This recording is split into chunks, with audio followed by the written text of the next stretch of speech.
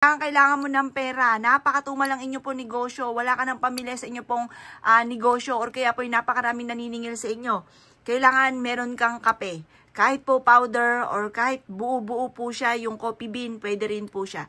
Gumamit kayo ng ganito mga pamamaraan, napaka-epektibo po nito. Bumili ka lamang po ng uling, pagkatapos magparikit ka. Kapag po meron na siyang mga baga, saka nyo ibudbud po yung kape. Tapos habang nangangamoy na po siya na nasusunog, paulit-ulit kang mag-wish na magkakaroon ako ng maraming pera.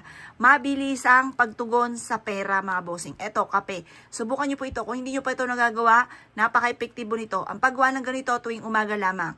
Tayo po ay gumagamit ng kanan, hindi tayo gumagamit ng kaliwa. Kasi sa kaliwa, yan po yung mga hapon. Ito po ay pampaswerte. Kailangan natin sa umaga lang ang paggawa nito, mga bossing. Gawin nyo ito ng mga bandang alas 7 ng umaga. Pagtapos magwi-wish po kayo. Mula sa inyo pong puso ang pagwi-wish. At pagkatapos, habang ito nga po ay umuusok yung nasusunog ng kape, napaka-epektibo po niyan. Yan po ay mabilis na pagtugon pagdating sa usapin ng pera. Ay di ba po mga bossing, halimbawa, napadaan ka sa mga kilalang kapihan, or kaya basta kahit hindi kilala, basta kapihan, na nakaamoy ka ng kape, di ba napapaano, ang bango nun, ang sarap, saan kaya yun, yung mga ganon, sarap na uminom ng kape, yung mga ganon. Yan po ay nagtatawag ng maraming customer, nagtatawag po yan ng maraming benta.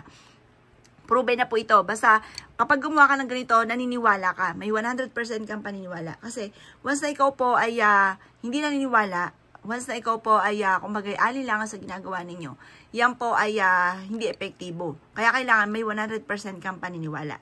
Ngayon pa mga bossing, gawin nyo na po ito, basta sa umaga nyo siya gagawin.